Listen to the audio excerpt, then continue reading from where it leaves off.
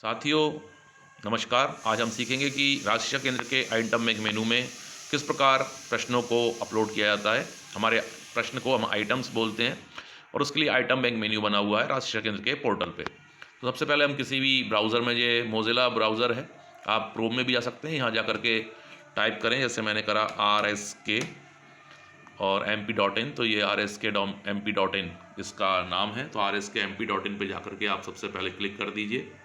जैसे कि आप RSK.mp.in के अंदर जाते हैं तो सबसे पहले ही राज्य शिक्षा केंद्र मध्य प्रदेश के नाम से जो हमारा सॉफ्टवेयर आता है उसे क्लिक कीजिएगा। उसमें जैसे ही आप जाते हैं तो जैसे ही वो खुलेगा तो हमसे हमारा यूनिक आईडी और पासवर्ड पूछेगा। ये राज्य शिक्षा केंद्र और इसके बाद गवर्नमेंट, प्राइवेट, मदरसा, 3 ऑप्शन आ रहे हैं। आप गवर्नमेंट पे क्लिक कीजिए, सबसे पहले गवर्नमेंट पे ही आएगी। प्राइवेट स्कूल वाले प्राइवेट पे क्लिक कर सकते हैं तो ये प्राइवेट पे चला जाएगा। हम गवर्नमेंट से तो ये गवर्नमेंट पे, इस प्रकार से। यहाँ यूनिक आईडी में देखिए मेरा यूनिक आईडी दिखाई दे रहा है 1 है 36 34 और ये पासवर्ड में हमारी डेट ऑफ बर्थ होगी। इस प्रकार आप देखें ये मेरी डेट ऑफ बर्थ आपको इसमें दिखाई दे रही है। पहले आपको अपनी दिनांक लेना है 2 अंकों में, फिर स्लैश लगा के महीने 2 अंकों में, अगर 1 अंक का है तो इस तरह 0 लगाइए, फिर स्लैश लगा के वर्ष को 4 अंकों में टाइप करना है। इसका कैप्चा में आप देखिए यहाँ पे ये कैप्चा लिखा हुआ आता है, इसको हमको डालना है और उसको डालने के उपरांत जैसे ही हम उसको लॉगिन में ऑप्शन में जाते हैं तो ये हमारा जो बार है वो बार खुल जाएगा। इस तरीके से देखिए ये ऊपर बार दिखाई दे रहा है। इसमें सबसे पहला ही आइटम बैंक नाम से मेनू है। तो हमने सबसे पहले आइटम बैंक मेनू को सिलेक्ट करते हैं। जैसे हमने आइटम बैंक मेनू को सिलेक्ट किया तो 3 विंडो खुलती हैं, डैशबोर्ड, एंट्री फॉर्म और व्यू। हम पहले एंट्री फॉर्म में जाएंगे और जैसे हम एंट्री फॉर्म को क्लिक करेंगे तो देखिएगा आप यहाँ पर हमारा असेसमेंट आइटम बैंक का ऑप्शन खुल जाएगा और यहाँ देखिए तो उसमें ग्रेड माने क्लास। तो यहाँ पूरी 1 से 8 तक की क्लास खुल रही है। जैसे मान लीजिए हमें कक्षा 6 का प्रश्न अपलोड करना है तो मैंने कक्षा 6 सेलेक्ट कर दिया। इसमें आप देख पा रहे हैं कक्षा 6 सेलेक्ट हो चुका है। इसमें ये कक्षा 6 के बाद इधर सब्जेक्ट, तो सब्जेक्ट में जैसे गए हमने सब्जेक्ट सेलेक्ट किए और मैंने यहाँ सब्जेक्ट में आपका मैथ सेलेक्ट कर दिया, गणित। तो यहाँ गणित सेलेक्ट हो गया है, आप देखें तो ये गणित सेलेक्ट हो चुका है इसमें। फिर आप देखेंगे लर्निंग आउटकम्स भी मांगता है इसमें। तो कक्षा 6 गणित के सारे लर्निंग आउटकम्स जिसमें आपको दिखाई देंगे 601 से लेकर के हम देखें तो 618 तक पूरे लर्निंग आउटकम्स में हैं।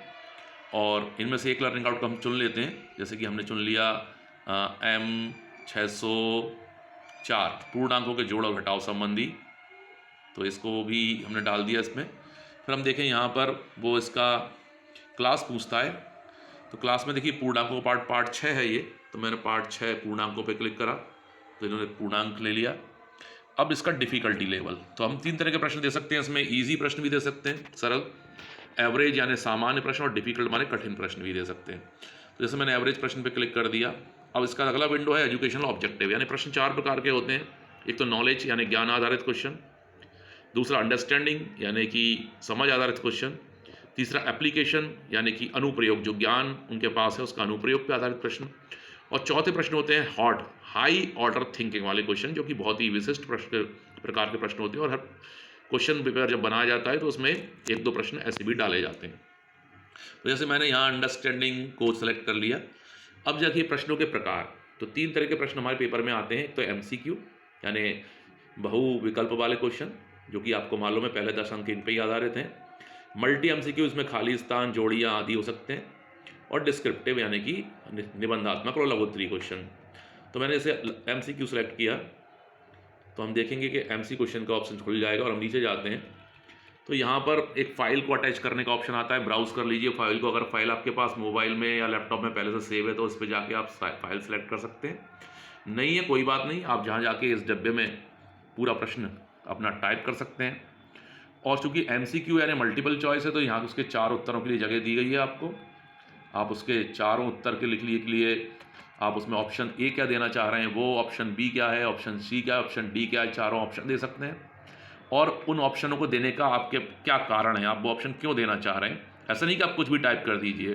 क्या होता है कि अधिकतर प्रश्न बनाने वाले सही ऑप्शन को एक जगह रख देते हैं और बाकी 3 ऑप्शन में कुछ भी टाइप कर देते हैं। ऐसा नहीं, उससे मिलते जुलते, यानी बच्चे क्या सोचते हैं और क्या उत्तर लाते हैं उसके आधार पर उसकी रीजनिंग भी वहाँ पर लिखनी है।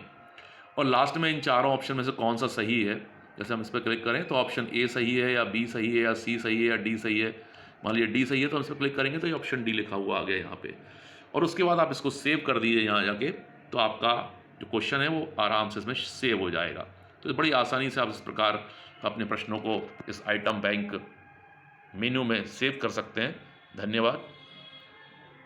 आप इसी प्रकार अपने द्वारा बनाए गए प्रश्नों को इसमें सेव कीजिए। ये बहुत आवश्यक कार्य है। राष्ट्रीय शिक्षा केंद्र से सभी शिक्षकों को निर्देशित किया गया है कि उन्हें ये कार्य करना है। तो कृपया करके सभी लोग 10-10 प्रश्न का लगभग अपने द्वारा बनाए हुए इसमें सेव कीजिए और अपने CSE के माध्यम से ये खबर भेजिए हमारे BRC तक कि मेरे द्वारा ये 10 प्रश्न इसमें सेव कर दिए गए हैं, जिससे कि हमारे जिला शिक्षा केंद्र एवं डाइट तक ये बात पहुँचे कि इस शिक्षक के द्वारा इस प्रकार के प्रश्न इसमें सेव किए गए हैं। धन्यवाद।